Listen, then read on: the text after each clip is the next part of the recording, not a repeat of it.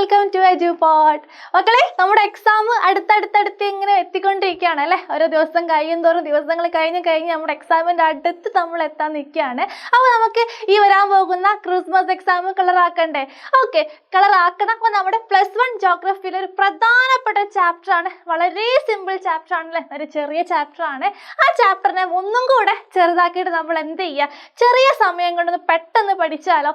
എന്തായാലും ഈ വരാൻ പോകുന്ന എക്സാമിന് ഈ ചാപ്റ്ററിൽ നിന്നും ഷുവർ എന്തായാലും ക്വസ്റ്റ്യൻ പ്രതീക്ഷിക്കാം. അപ്പോൾ ഓക്കെ ആണല്ലോ. അപ്പോൾ ഇപ്പോൾ തന്നെ പഠിച്ചു പോവുക. മാത്രമല്ല, നമ്മൾ ഇന്ന് എടുക്കുന്ന PPT അതുപോലെ തന്നെ നമ്മുടെ ക്രിസ്മസ് എക്സാമുമായി ബന്ധപ്പെട്ട നോട്ട്സ്, സ്റ്റഡി പ്ലാന്, ദെൻ മൈക്രോബിറ്റും എല്ലാ ലൈവിൻ്റെ ലിങ്ക്സ് എല്ലാം നിങ്ങൾക്ക് വേണമെന്നുണ്ടെങ്കിൽ എന്ത് ചെയ്യാം മക്കളെ, പെട്ടെന്ന് നമ്മുടെ ക്രിസ്മസ് എക്സാമിൻ്റെ +1 സ്റ്റഡി ഗ്രൂപ്പിൽ ജോയിൻ ചെയ്യുക. ജോയിൻ ചെയ്യാനുള്ള ലിങ്ക് നമ്മുടെ കമൻറ്റ് ബോക്സിൻ്റെ മുകളിൽ പിൻ ചെയ്ത് വെച്ചിട്ടുണ്ട്. അപ്പോൾ സെറ്റ് ആണല്ലോ, നോക്കിയാലോ, സെറ്റ് ആണല്ലോ. യെസ്, നമ്മൾ പറയാൻ പോകുന്നതാണ് then composition and structure of atmosphere. അന്തരീക്ഷത്തിലെ ഘടക വസ്തുക്കളും അവയുടെ ഘടനയുമാണ് നമ്മൾ ഇന്ന് നോക്കാൻ പോകുന്ന പാഠം. വളരെ സിമ്പിൾ ആണല്ലോ. നിങ്ങളുടെ അഭിപ്രായം കമന്റോട് രേഖപ്പെടുത്താം കേട്ടോ. പറ്റുകയാണെങ്കിൽ മാക്സിമം നിങ്ങൾ എന്ത് ചെയ്യുക, നമ്മുടെ വീഡിയോക്ക് ലൈക്ക് അടിക്കുക, ഷെയർ ചെയ്യട്ടെ. നിങ്ങളുടെ ഫ്രണ്ട്സിനൊക്കെ നിങ്ങൾ ഷെയർ ചെയ്യുക. അപ്പോൾ നമുക്ക് സ്റ്റാർട്ട് ചെയ്യാം. ഓക്കെ, അപ്പോൾ നമ്മൾ ഈ ചാപ്റ്ററിൽ മെയിനായിട്ട് നമുക്ക് പഠിക്കാനുള്ളത് വെറും രണ്ട് ടോപ്പിക്സ് മാത്രമാണ് നമുക്ക് പഠിക്കാനുള്ളത്. Then first one is composition of the atmosphere. അന്തരീക്ഷത്തിലെ ഘടക വസ്തുക്കൾ. അങ്ങനെ വസ്തുക്കൾ ഉണ്ടോ നോക്കാം. Second one is structure of the atmosphere. ഇവിടെ ചിത്രം കണ്ട നിങ്ങളെ, ഈ ചിത്രത്തിൽ നമുക്ക് മനസ്സിലാക്കാൻ പറ്റും ഏതൊക്കെയാണ് നമ്മുടെ അന്തരീക്ഷത്തിൻ്റെ അല്ലെ സ്ട്രക്ചർ എന്ന് പറയുന്നത് മനസ്സിലാക്കാൻ പറ്റും. അപ്പോൾ നമുക്ക് ഓരോന്നായിട്ടും നോക്കാം. Composition of the atmosphere. അന്തരീക്ഷത്തിലെ ഘടക വസ്തുക്കളാണ്. Atmosphere is a mixture of different gases that evaporates with earth all around. It consists of life-giving oxygen for human and animals and carbon dioxide for plants.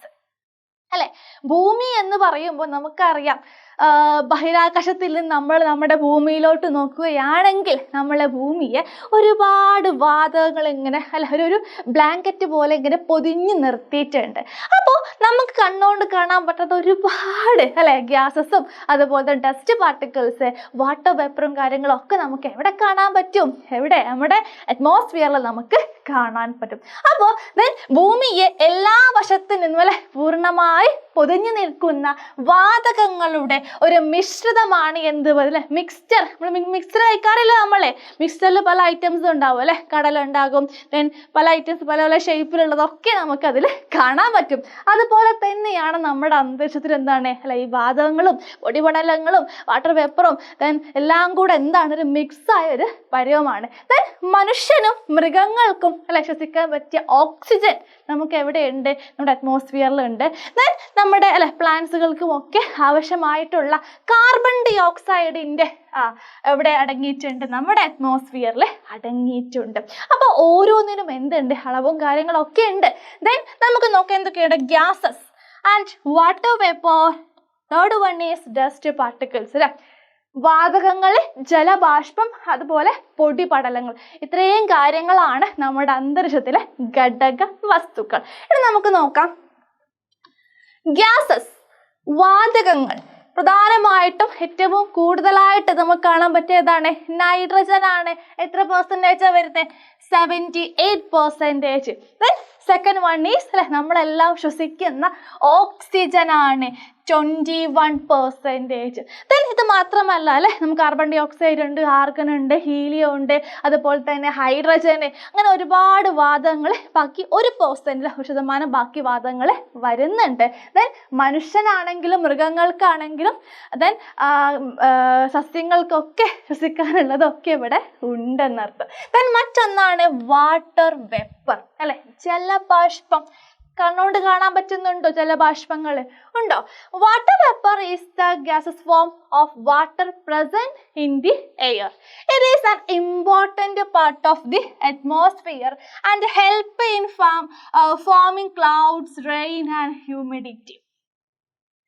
വായുവിലുള്ള ജലത്തിന്റെ വാതക രൂപമാണ് ജലബാഷ്പം. ഇത് അന്തരീക്ഷത്തിന്റെ പ്രധാന ഘടകമാണ്. ഇപ്പൊ നമ്മളിപ്പോ അന്തരീക്ഷത്തിൽ കാണുന്ന മേഘങ്ങള് അല്ലെ, മഴ, മഞ്ഞ്, അതുപോലെ തന്നെ ഈർപ്പം എന്നിവ ഉണ്ടാകുവാനൊക്കെ സഹായിക്കുന്നത് ആരാണ്? ജലബാഷ്പമാണ്. മറ്റൊന്നാണ് ഡസ്റ്റ് പാർട്ടിക്കിൾസ് ആണ്, പൊടി കണങ്ങളാണ്. Dust particles in the atmosphere and tiny salt particles like soil, sand, smoke, pollen and ash that float in the air.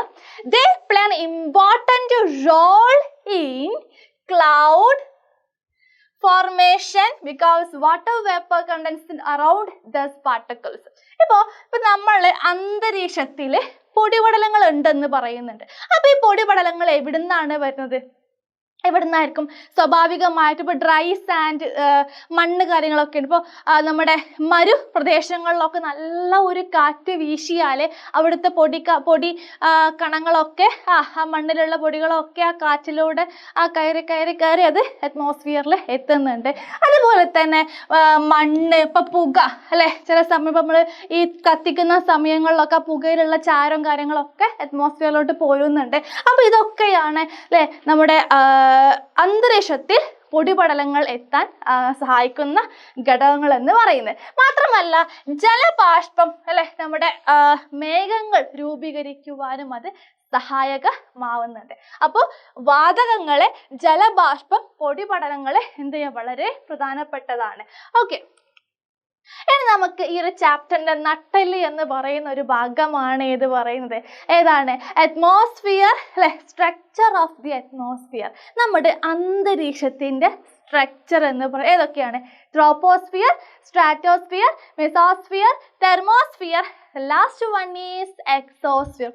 ഇതിൽ ഏറ്റവും പ്രധാനപ്പെട്ട ഈ മൂന്നെണ്ണമാണ്. വളരെ ഇമ്പോർട്ടൻ്റ് ആണ്. ഇമ്പോർട്ടൻ്റ് എന്ന് പറയുമ്പോൾ നമുക്ക് എക്സാമിന് ഈ വരാൻ പോകുന്ന ക്രിസ്മസ് എക്സാമിന് ഈ ഭാഗത്ത് നിന്ന് എന്തായാലും ക്വസ്റ്റ്യൻസ് ഉണ്ടാകും. പഠിക്കുക, വളരെ പ്രധാനപ്പെട്ടതാണ്. ഇത് കണ്ടോ നിങ്ങൾ? ഇത് മാത്രം പഠിച്ചാൽ നമുക്ക് ഈ ഫുൾ ലെയേഴ്സ് നമുക്ക് പഠിച്ചെടുക്കാൻ പറ്റും. ഏതൊക്കെയാണിത്? ട്രോപ്പോസ്ഫിയർ. ഓക്കെ, അപ്പോൾ നമ്മൾ ഈ പുറകിൽ കാണുന്ന ചിത്രം കണ്ടല്ലോ, നമ്മുടെ അറ്റ്മോസ്ഫിയറിൻ്റെ സ്ട്രക്ചർ കാര്യങ്ങൾ ഇവിടെ കൊടുത്തിട്ടുണ്ട്. ലെയേഴ്സ് അല്ലെ, 1 2 3 4 5 ലെയേഴ്സ് ഇവിടെ കൊടുത്തിട്ടുണ്ട്. അപ്പോൾ സ്വാഭാവികമായിട്ടും ഇവിടെ നമ്മൾ ലൈന് വരയ്ക്കുന്നുണ്ട്. ഇത് രണ്ടും ഡിവൈഡ് ആക്കിയിട്ട് അവിടെ ഇങ്ങനെ കാണിക്കുന്നുണ്ട്. കാരണം മാറിപ്പോവണ്ട, രണ്ടും ഒരേ ബ്ലൂ ആവുമ്പോൾ നിങ്ങൾക്ക് ഓക്കെ. യെസ്, അപ്പോൾ ഇവിടെ വന്നിട്ടില്ല അല്ലേ? യെസ്, കണ്ടോ? ഒരു ലെയേഴ്സ് ആയിട്ട് ഇവിടെ കൊടുത്തിട്ടുണ്ട്. അപ്പോൾ നമ്മുടെ വീടിൻ്റെ മുകളിൽ നിന്ന് നമ്മൾ മേലോട്ട് നോക്കുമ്പോൾ നമുക്ക് കാണാൻ പറ്റുന്ന ലെയർ എന്ന് പറഞ്ഞാൽ ഏതാണ്? ട്രോപ്പോസ്ഫിയർ ആണ്. അവിടെ എന്തെല്ലാം ജൈവികപരമായിട്ടുള്ള പ്രവർത്തനങ്ങളും അല്ലേ, മേഘങ്ങളുണ്ട്, ദെൻ ഹോട്ട് ബലൂൺസ് ഉണ്ട്, പ്ലെയിന് പോകുന്നുണ്ട് അവിടെ അല്ലേ, നമ്മുടെ അമ്പിളിമാമനുണ്ട്, അതുപോലെ നമ്മുടെ മൗണ്ടെയിൻസിലെ എവറസ്റ്റ് ടോപ്പ് ഒക്കെ നമുക്ക് ഇവിടെ ഉണ്ട്. ദെൻ നെക്സ്റ്റ് ലെയർ ആണ് സ്ട്രാറ്റോസ്ഫിയർ. സ്ട്രാറ്റോസ്ഫിയറിലാണ് നമ്മുടെ ഓസോൺ അല്ലേ, ഓസോൺ ചേട്ട നിൽക്കുന്ന എവിടെയാണ്? നമ്മുടെ സ്ട്രാറ്റോസ്ഫിയറിലാണ്. ദെൻ സ്ട്രാറ്റോസ്ഫിയർ കഴിഞ്ഞ് നമുക്ക് നേരെ മെസോസ്ഫിയർ ഉണ്ട്, അതിന് മുകളിൽ തെർമോസ്ഫിയർ ഉണ്ട്, ലാസ്റ്റ് വൺ ഈസ് എക്സോസ്ഫിയറും ഉണ്ട്. അപ്പോൾ ഇത് ഓരോന്നും വളരെ പ്രധാനപ്പെട്ടതാണ്. ഇതിൽ ഡിസ്റ്റൻസ് അല്ലേ, എത്ര കിലോമീറ്റർ ഉണ്ടെന്നൊക്കെ ഇവിടെ കൊടുത്തിട്ടുണ്ട്. ഓരോ കിലോമീറ്ററിൽ എത്ര സെൽഷ്യസ് ഉണ്ട് എന്നുള്ളതും ഇവിടെ ഓരോന്നായിട്ട് കൊടുത്തിട്ടുണ്ട്. അപ്പോൾ വളരെ പ്രധാനപ്പെട്ട നോക്കാം. Troposphere, the lowest layer of the atmosphere. Then average height is 10 kilometer. ഇപ്പോൾ ഭൂമിയിൽ നിന്നും മുകളിലോട്ട് എത്രയാണ്? 13 കിലോമീറ്ററിൻ്റെ ഹൈറ്റ് പറയുന്നത്. എന്നാൽ ഇത് വ്യത്യാസമുണ്ട്. ഇക്വേറ്റർ റീജിയനിലാണെങ്കിൽ 18 കിലോമീറ്ററും അതുപോലെ പോളാർ റീജിയനിലാണെങ്കിൽ 8 കിലോമീറ്ററുമാണ് വ്യത്യാസം. അപ്പോൾ നല്ല തണുപ്പുള്ള പ്രദേശങ്ങൾ അതിൻ്റെ തിക്നെസ് എന്തായിരിക്കും, കുറവായിരിക്കും. മാത്രമല്ല clouds, water vapour, dust particles എല്ലാം നമുക്കിവിടെ കാണാൻ പറ്റും. ദെൻ ട്രോപ്പോസ്ഫിയറിൻ്റെ ഒരു അതിർത്തി എന്ന് പറയുന്ന പോലെ ട്രോപ്പോപോസ് അവിടെ ചെയ്യുന്നുണ്ട്. ഈ ട്രോപ്പോപോസ് പ്രത്യേകത അവിടുത്തെ ഡെൻസിറ്റിയും ടെമ്പറേച്ചറും കാര്യങ്ങളൊക്കെ എന്തായിരിക്കും, സ്റ്റിൽ ഒരുപോലെ ആയിരിക്കും. മാറ്റാനുള്ള വ്യത്യാസങ്ങളൊന്നും ഉണ്ടാവില്ല. മാത്രമല്ല നമ്മുടെ കാർബൺ ഡൈ ഓക്സൈഡ് ആയിക്കോട്ടെ, ഓക്സിജൻ ആയിക്കോട്ടെ, നമുക്ക് കാണപ്പെടുന്ന വാതകങ്ങളൊക്കെ ട്രോപ്പോസ്ഫിയറിലാണ് ഉണ്ടാവുക. അത് കഴിഞ്ഞ് നമുക്ക് ഓക്സിജൻ്റെ കാർബൺ ഡൈ ഓക്സൈഡിൻ്റെ അളവൊന്നും അവിടെ ഉണ്ടാവില്ല. ദെൻ മറ്റൊന്നാണ് സ്ട്രാറ്റോസ്ഫിയർ ആണ്. ദെൻ ആവറേജ് ഹൈറ്റ് ഓഫ് ഭൂമിയിൽ നിന്നും 50 കിലോമീറ്റർ മുകളിലാണ് നമ്മുടെ സ്ട്രാറ്റോസ്ഫിയർ ഉള്ളത്. അവിടെ എന്തില്ല, ക്ലൗഡ്സ് ഇല്ല, ഡസ്റ്റ് പാർട്ടിക്കിൾസ് ഇല്ല, വാട്ടർ വെപ്പറും ഒന്നും ഒരു കൺവെൻഷണൽ കറൻസും കാര്യങ്ങളും ഒന്നും അവിടെ ഇല്ല. പക്ഷെ അവിടെ ആരുണ്ട്, നമ്മുടെ ഓസോൺ ലെയർ നമുക്ക് അവിടെ കാണാൻ പറ്റും. ഓസോൺ ലെയറിന്റെ പ്രത്യേകത അറിയാലോ.